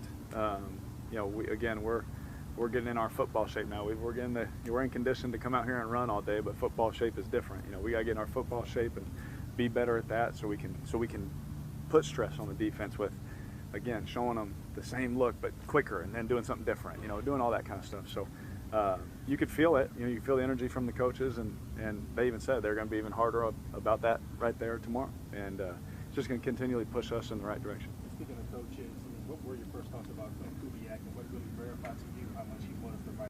All right, now listen to this, fam. This is what we got through all of the jungle word salad, the forest word salad. Now we in the clearing. Listen to this.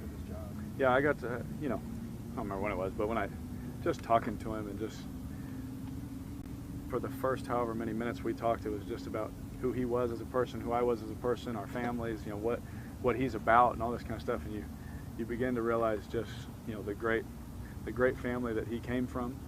We talked about, we asked fun questions in Corbin. If you could play golf with anybody in the world, and everyone's saying Tiger, whoever, everyone's saying whatever, and then he gets up and says, my dad and my brothers. Like, you can tell a man loves his family and was raised a good way if that's his answer, and that's just him. And so I've thoroughly enjoyed him as a person, and as a coach, he's been awesome. Every time I do something, whether it's great, whether it's not great, he's on me about every detail, just being excellent, and he's so encouraging at the same time. Coach Gruden was that way, with being able to demand, but also making you feel great at the same time. He had a funny way about how to do that, and I think Clint has that too. Did you catch that? Did you get that, baby? He owned them for everything that he does. He wants them to do it like this, do it like that, attention to detail. He's on them. He said it reminds him of John Gruden. Accountability. He's on them. He talking about Clint Kubiak. He on them. You heard what Carl said, fam. You had to get through the jungle word salad to get there, but it was worth it. Did you get that, baby? All right, KT says, Q, please tell Mickey to stop running from us and Rouse's. Reverend and I were just buying fruit punch big shots, chicken strips, and potato wedges. Y'all was having lunch. Oh, I don't eat that. I don't eat that shit. I don't shop at Rouse's no more. I ain't shop at the other store. What's the little market in Metairie, man, in Old Metairie, where it's an independent market? I forgot what it's called, man. It's still over there. Forgot what it's called. It's an independent market in Old Metairie, because that's where Mickey stays at. He stays around there in Old Metairie somewhere. But it's an old market there that I forgot the name of it, man. KT, you done ran them into the regular, to the small market now, man. It's one over there, they high as hell up, and I went up in there one day. It was a long time ago, man. But yeah, that market's still over there, man. Now, y'all from Metairie, y'all know which one I'm talking about. It's an old market. It's not an old, it's a family owned market, but it's been there for a long time. It's over there, man, and that's probably what Mickey goes to shop at. It looks like a place where Mickey will shop at, man. It really does. All right, what's up, Scoop? Says Q.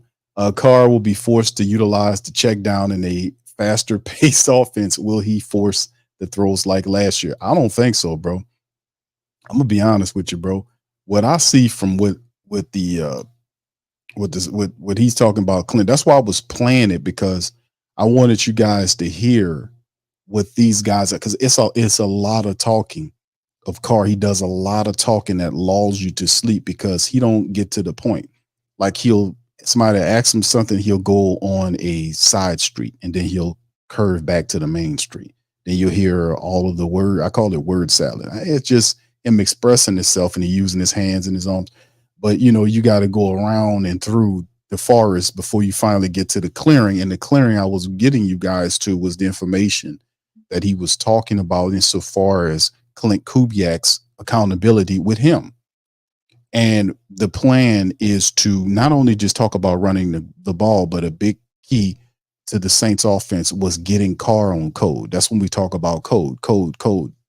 What's the code, Q? What you talking about? In terms of the Saints, we talking about the accountability code.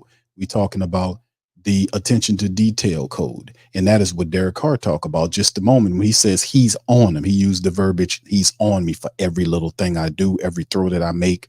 It reminds me of Coach Gruden, but he's not a condescender. He doesn't condescend down on Derek Carr. He doesn't do that. He just teaches him the right way and have him to do it. He's on them. And that's what I remember. I was telling you guys that, man. I was like, man, listen, for the Saints to get the most out of Derek Carr, you're going to need a coach that's going to push Carr, a guy that's going to be on Carr.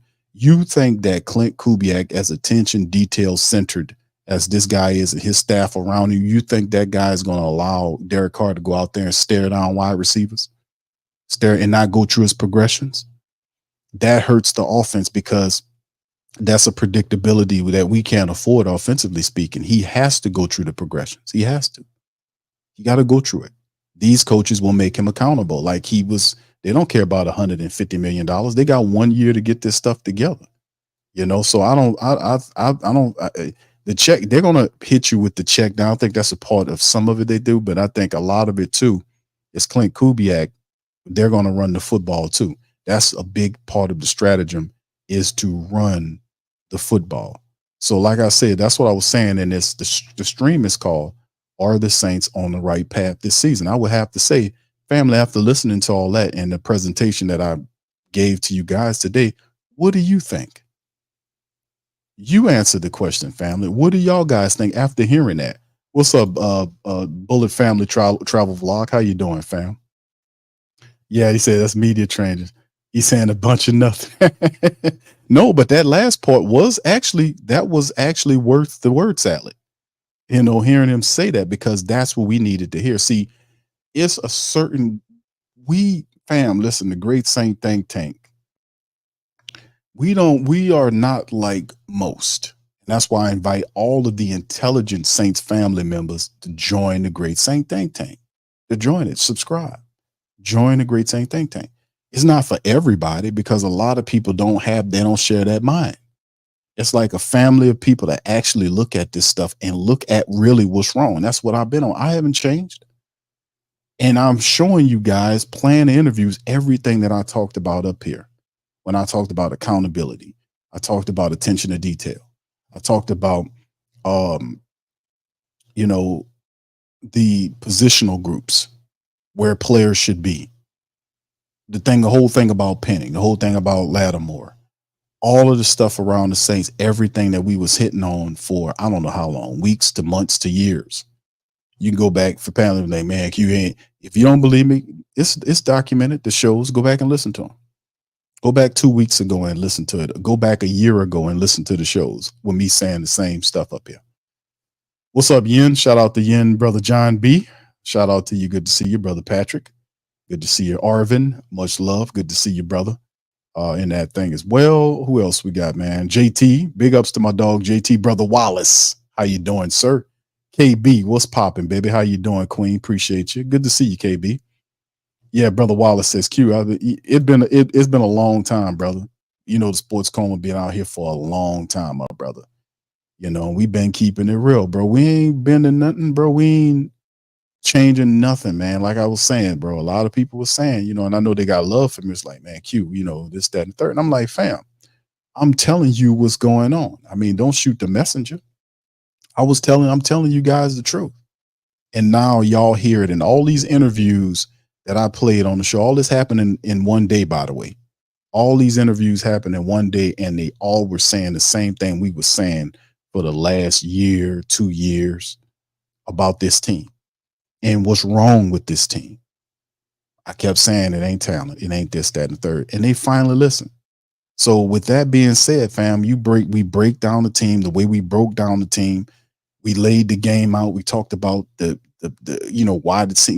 why the team was failing, why there were fractures in the team, all this type of stuff. We talked about it. Got on Mickey Loomis it just exposed Mickey Loomis and what was going on there. All of that, man, all that had to be brung out. All of that had to be emptied out because who's gonna do it? Who's gonna do it? Who's gonna talk about it? We're gonna sit up here and talk about position groups all day and not the direction of the team was wrong. I mean, you can have talent all day. If the guy is misusing the talent, and they don't respect what he's doing, then you're not going to win no ball games. You get off code, and I said this before, an off code team can't beat a team on code, man. That's how the world ran. The world is dominated and ran by people that operate by a code, family. Your whole society is codified. A person that's off code usually will be a victim to the code. You have to have a strong code that you live by. And what I'm saying that is when you transverse that to like a sports, like in sports, it's the same thing. It's a universal principle that you got to have a system of code that you live off. A lot of my Christian brethren and sisterin use the scriptures. The scriptures is the code they live by. A lot of the Muslim brothers, they use the Quran, and sisters use the Quran, other holy books. The Jewish brethren and sisterin, they use their books, so on and so forth. It is a code that you must be, that you have to be governed by, or you will end up being conquered or destroyed or ran out by people who do have codes. That happens in sports as well. An off code team can't beat any team that's on code, that's operating behind a code or a system that they believe in. Won't work. Won't happen. It will not happen. So that's why I was saying, like with the Saints, they talk about that one game. They would have never got that one game. The Saints had several opportunities to catch that one game last year, and they always fall short when they got right up to the podium. It wasn't coincidence that they would just fall short in those games. The Rams game you should have had. The Packers game you should have had. The Vikings game you should have had.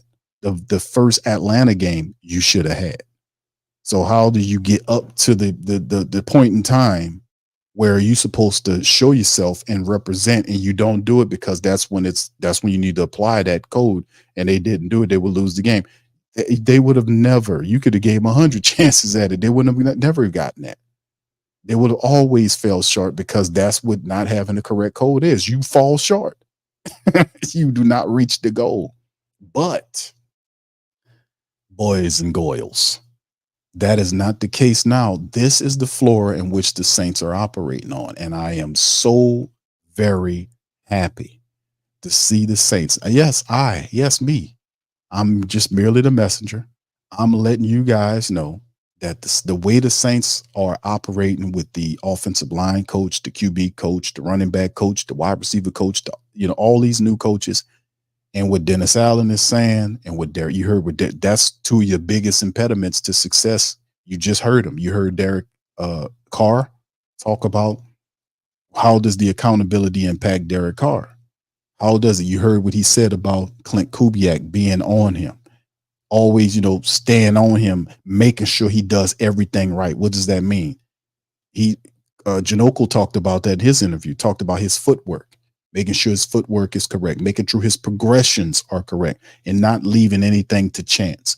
Telling him this is how we want you to do it, and do it this way. Do not ad-lib, do it this way. And they're doing that. That is a part of that's going to help him excel. You'll get a 4,000 yard passer with that mentality, because that's what John Gruden did. John Gruden stayed on this man, and every year he had 4,000 yards passing. Watch what happened with Andrew Janoku and Clint Kubiak this year. The accountability doesn't fail, fam. Attention to detail and accountability doesn't fail. It doesn't fail unless they don't implement it. I just don't think that Clint Kubiak is going to be a half-ass offensive coordinator. I think he's going to live by that because he got all his guys that believe in the same stuff he do. How does Dennis Allen apply? You heard Dennis Allen put accountability and attention to detail in back-to-back wording. We've never heard him use those two words, and we knew that was his biggest impairments since he's been here. But he used them today, all that in the same day. So my answer to the family members, once again, are the Saints on the right path? Y'all tell me in the chat what you guys think. Put it in there, let me know. Because I will have to say I am 100% sure that the Saints are on the correct path to success. I co-sign everything that they are attempting to do right now. I co-sign it 1,000%. This is what I've been asking for 4 years. Us here at the Great Saint Think Tank, Sports Coma, the family, we've all been saying this for a while, and they're finally doing it. And that's why I'm like, damn, they finally doing it, man. They finally found the answer. They found it. They listened. They doing it now. Now watch this. If they building this as a floor for this offense and this team moving forward, watch what happened now, because that's what was stopping us. So happy they found it, family. So happy they found it, man. Now I can be stopped being accused of being a wet blanket. I'm like, damn, bro. I've never been called that before. I know it's out of love, man. But listen, bro, sometimes that's what I told the family members, man, the truth's the truth, man. You want the truth or not, man?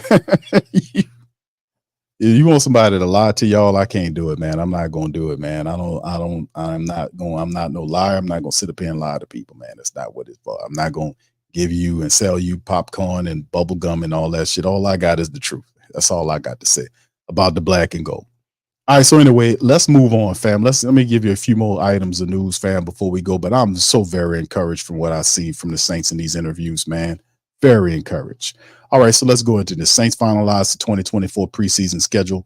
A shout out to our friends at the Canal Street Chronicles. Much love to you guys. Appreciate you. And this is the schedule right here. Let me see if I can pop it up here on Twitter here. I put that up, and there you go right there. This is the 3 games for the Saints. August the 10th, they open up the preseason against the Arizona Cardinals. August the 18th, it's against the 49ers. And the 25th, they go up against the Tennessee Titans. So there you go. The only one home game, and that's the Titan matchup. Both the Cardinals and Niner games are on the road. So that's the preseason matchup for you guys. Preseason schedule, just in case you guys didn't know. There it is, baby. All right. And then, of course, finally, I wanted to kind of go over this with you guys. And this is some of the stuff that is going on here. Y'all put one in the chat if y'all can hear this. We are learning the New Orleans Saints are not caught up when it comes to paying for the ongoing renovations at the Superdome. The team owes more than $11 million and hasn't made a payment since December. WDSU Sports Director Fletcher Mackel live in studio with all the details, breaking down what appears to be a black eye for the black and gold, but they just responded with their own statement. Yeah, less than an hour ago, the $450 million renovation, a construction project set for completion this summer, has hit a snag from a funding standpoint because the New Orleans Saints have not made payments towards the project in the calendar year of 2024. And now we know why.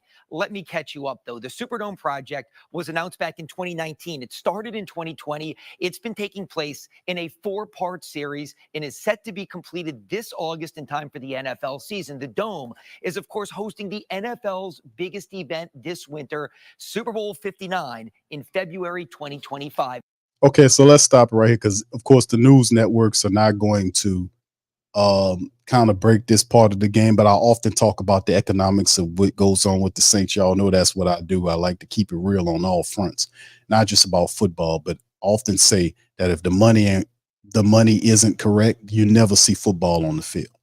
So if the money has to be right, you got almost $500 million tab that was paid for by you guys, the taxpayers of the area, the citizens of New Orleans, and pretty much the state, because they use some of the state money too, to use this. So it's a lot of state and federal money that's tied into these Superdome renovations, almost $500 million. And the Saints, out of all this taxpayer money, as you can see, $450 million project, the LSED paying $200 million, which is, you know, where that's coming out of. Saints paying $160 million, state of Louisiana paying $90 million. So they kind of break it down there, and the Saints owe $11.4 million. But they had to shame them on news because as soon as they kind of let this loose, the Saints quickly got on it. So that's pocket change right here. I think Gail carries that much. She got about 13 million in her bag, you know what I'm saying? Plus that she got that Saturday night special that she put on that old boy that time when she was driving around. That old boy thought he was going to get her out her whip, and noticed that she took his lunch money and she kept her car and went to dinner. She showed that Saturday night special. You know what I'm saying? She had that eagle that flies in the desert. And he thought he was going to run up on Gail, and Gail said, "You better get out of here. Got that thing, young man. You better get out of here. I got you. You better get out of here." And you notice she kept it trucking. She kept her car and went to dinner. You don't play with Gail. But anyway, Saints, and she got that much in her pocketbook, man. Come on, Gail works what, 6, 7, 8, $9 billion. She's the richest person in the state of Louisiana. $11.4 billion is pocket change to Gail, man. Let's go. As part of the original deal, the Louisiana Stadium and Exposition District, the LSED, the government entity which oversees the property, was set to pay roughly $200 million of the renovation. Now that's the entity that oversees, and I think they oversee the Superdome, the arena, and the convention center. I think that's what they do. This is an unelected board of people that has power or control over your biggest money-making buildings in the city. Now, the reason why I always throw this on the mind of the people, because ultimately my vast vision is that ultimately down the line, people actually start getting money from these ventures. I mean, you, taxpayers, get money back because we're funding a private enterprise. So if they're taking taxpayer money that could go to other things and they're giving it to a private enterprise, even though they said your team, you can't go up in that Superdome and go walk up there anytime you want, put your damn feet up and just sit up there and watch a movie in there. You can't they'll throw your ass in jail. But you told me this is my Superdome. You can't go down to the Saints practice facility and go in there and have lunch in there, without permission. Oh, you can't do that. Yeah, but my taxpayers' money paid for the facility. No, it's you. They only say your New Orleans Saints and all that kind of stuff. They only say that so that you feel like you get a part, but they get all of the financial benefit of it. You see what I'm getting at here? The whole reality is you should be getting something from this, monetarily speaking, because your money is going to helping them make even more money. It's public funds going to a private enterprise. And you're supposed to be getting something back for that, is what I'm trying to tell y'all. Not nothing as just opposed to you saying this is your team. You have more control over the team. So my vision is to change this dynamic where we have a more of intelligent family base and not just people who are just fanatical for the team and do whatever they say they're going to do. So I can't stand that. I can't go with that. You have to have this type of thinking if you are going to change this type of dynamic, so that we can get something for it, because we are putting something into it outside of just saying it's your squad. That's my vision. And I've been trying to work on that for some time. So, maybe you guys can kind of help me move that thing along so we can all get paid. help a brother out. Saints about 160 million, in the state about 90 million. According to sources, the Saints had a payment of more than $11 million due at the first of the year, but they have not made any payments this year. In a statement released about an hour ago, the Saints say in part, "We have no issue with making the current payment of $11.5 million, or for that matter, the remaining balance. We have, however, asked for certain documentation over an extended period, and we have not received that documentation." Gail got that in the place. Unfortunately, it was disappointing to hear the comments coming out of the LSED meeting today that the team is not acting in good faith, when in fact, we feel the opposite is true. We are hopeful that this matter can be resolved expeditiously, as any delay would be very unfortunate for all parties and for the city. The Saints— Was that a veiled threat? did not specify, even when asked, what type of documentation they're seeking from the state of Louisiana. All right, so there you go. All right, so what you talking about? Gail got that in a place. She got that in a place, baby. All right, Louisiana says Saints need a new stadium. Gail can have it built and make all that money back over 5 years. Yeah, look at Jerry Jones' return on the Cowboy Stadium, and she don't have to just have football venues, man. He does boxing events. He does a lot of stuff in there. He took his own money and funded his own stadium the way he wanted it.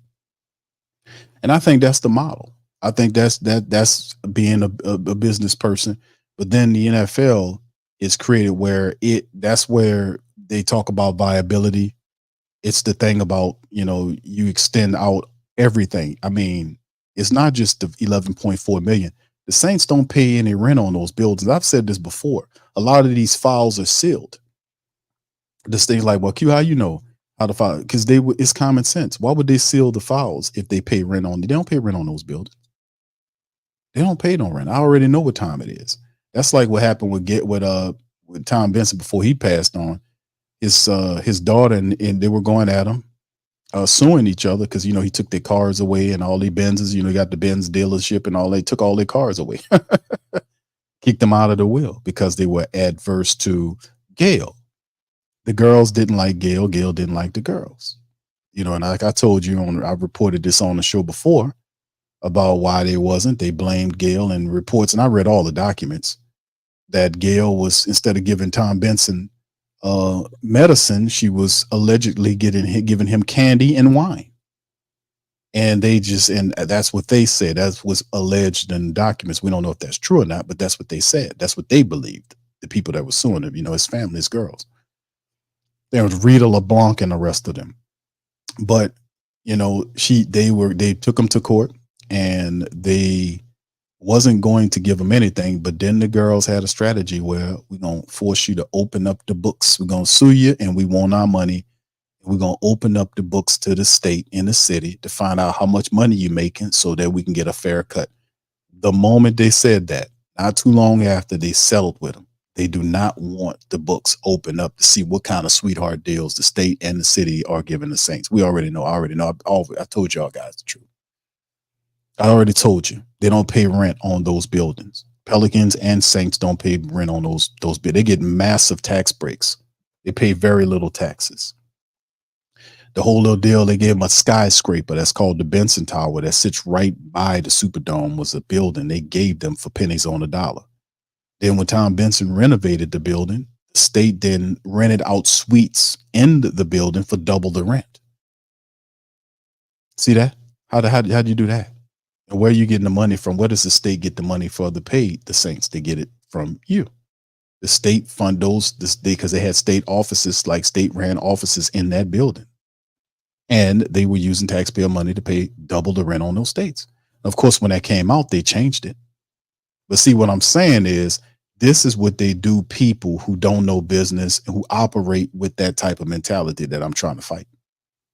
They just run all around you and just take you apart because they figure, well, they want us to do this. Nah, enough is enough. That's why I was saying, man, everybody that is in this state, in the city, should be getting a check from this, for real. So for real, because you can't change the dynamic if you own code. We just operate with so much disconnection, just allowing them to do all this and then get mad when they screw up and they can inside trade and all this. That's your fault. You let them do it. There shouldn't be it should be a crooked bastard nowhere, anywhere, in none of these places. If we was on our square, if we was doing what we were supposed to do, that would never happen. But we allow too much to happen because we don't either care. We become complacent with how things are. We don't want the responsibility. That's what happened. But world changes change the world when they wake up and realize their place in it. This is not going to fly anymore. This is going to be the case. And guess what? It's more of you than it is of them. So whatever you say, go, baby. Recognize your power. Claim your power. That's what I'm trying to say. But anyway, listen, I'm going to leave on that empowerment note.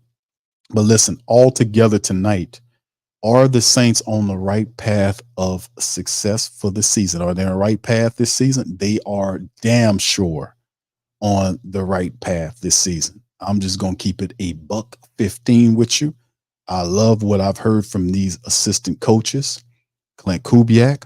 I love what I heard from Dennis Allen, finally recognizing that accountability and attention to detail is what we need to win. When we were saying this for years here, the pinning thing, everything, think about everything we talked about and see they're doing it right now. Everything, even the pinning thing, all of that, everything we said, go do it. They're doing it right now.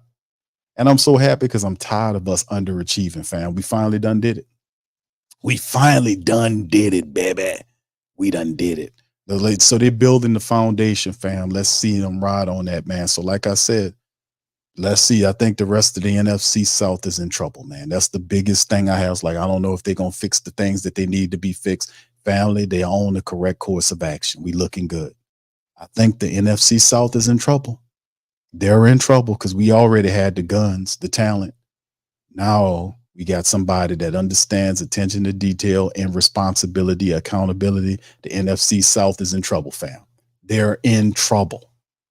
All right. All right. So with that being said, thank you for that, Louisiana man, for your super chat there. Appreciate it, fam. And thank all of the family members, man, for tuning in tonight. I hope you guys are empowered by this, because this was a very positive thing, man. This is a sea change, man, because we've been preaching this for a while, and I'm glad to see it all happen. The talk of it happened all in pretty much one day. It happened in pretty much one day, but it's good. And I am thoroughly satisfied with the direction of where this team is based on the floor that they're currently building. You heard what Derek Carr said. He's a big impediment to success last year. Dennis Allen was the hugest impediment. But you see him talking accountability and attention to detail. Clint Kubiak is handling his business. You heard what Derek Carr saying about Clint Kubiak being on his back, watching everything that he does, telling them you need to do this. You need there you go. That's what you need. That's what you need. So anyway, with that, man, I'm gonna get on up out of here. I appreciate y'all, man. I'm gonna be back. Tomorrow is Thursday. I'm gonna be back. I'll be forgetting the days. I'm gonna be back tomorrow on Thursday, man. Much love to y'all, man. Hey, family. And first and foremost, there's a movie, man, that came out tonight. I wanted to see it, but I didn't see it. A friend of mine sent me the movie. It's a hip hop movie. It did a documentary about the history of hip hop. It played down here. I wasn't able to see it, but I don't know if anybody probably went down there and seen it, but it was a movie that's supposed to be playing. It's about the birth of hip hop. I want to see that, man, but I want to see, maybe a hip hop movie about the birth of hip hop from a New Orleans perspective. That would be interesting. I think I'd love to see that. But it's always interesting film to me. But anyway, y'all let me know in the comment section if y'all seen that, if y'all heard about that. But anyway, with that being said, I'm going on it. I appreciate y'all, man. I'm going to holler at y'all on the next one. Much love to who that. Yeah. Boogie like Benson, I'm a who that. I'm a who that. Long as I'm living, I'm a who that. Lose or winning, I'm a who that. Sports Coma, yeah, this is where we do that. Where we do that, where we do that, where we do that, where we do that, where we do that. Boogie like Benson, I'm a who that. I'm a who that. Sports Coma, this is where we do that. Where we do that. Welcome, welcome, welcome. Somebody please better help. Running this thing like elf. I thank God every day I'm not a felt. Go to YouTube Live with Big Q and the guys. If you ain't ride or die, the bandwagon get flipped. Been marching in, that was way for the ring. I was yelling out your shame for the championship. Bucking on town, duck down. Falcons pluck, get shut down. Panthers ain't much touchdown. The vision really belong to us now. So much hate on the Saints, you could probably tell. Ever since Bounty Gate hit the NFL, when things seem fishy and you probably smell the crooked referees or Roger Goodell. Yeah, money like this and I'm a who that. Every day I'm living, I'm a who that. Lose or winning, I'm a who that. It's the Sports Coma, this is where we do that. Where we do that, where we do that, where we do that, where we do that, where we do that. Boogie like Benson, I'm a who that. It's the Sports Coma, this is where we do that. You're listening to the Sports Coma with Big Q and the guys on the PRO Media Network.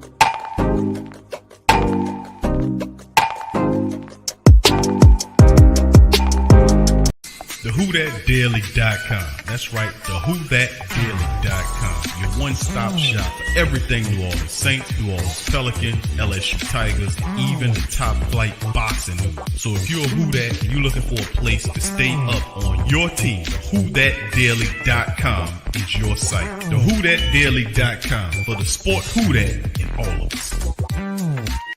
That's right, the Pro Shop is the platform store where you can go and buy all the latest merch to support the platform. Available at the Pro Shops, we have dozens of hundreds of products available for you and your family. Unisex tees for men and women, hoodies and sweatshirts, tank tops, kids and baby items, long sleeve tees, mugs, pillows, wall art, bath bedding, face masks, phone cases, stickers, bags, fanny packs, socks, hats, and many other items. Please feel free to check out the Pro Shops. The link is in the description section below. Remember, it helps the platform